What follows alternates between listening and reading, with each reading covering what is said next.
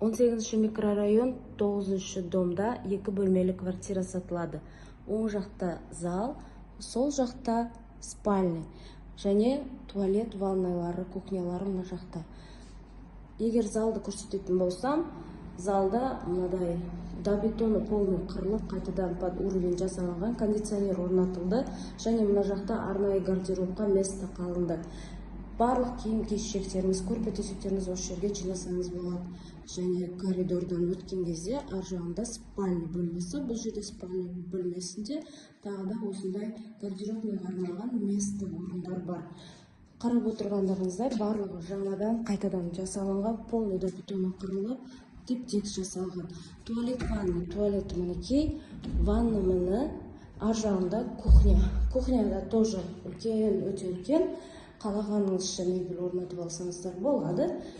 Және үйде Wi-Fi орнатылған.